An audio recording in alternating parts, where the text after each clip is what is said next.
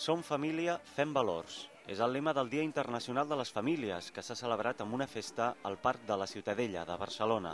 El president de la Generalitat, José Montilla, no s'ha volgut perdre una celebració que convida les famílies a transmetre valors entre les diferents generacions.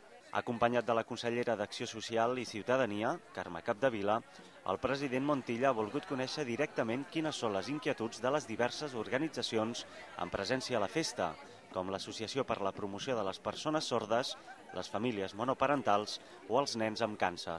La generositat, l'autoestima, l'esforç, l'alegria o la tolerància són alguns dels valors als quals s'ha dedicat la festa.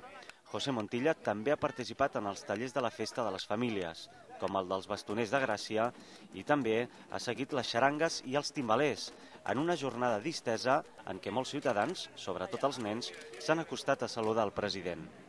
Al llarg del dia també hi ha hagut actuacions de teatre, pallassos com Marcel Gros i els contes de Gina Clotet.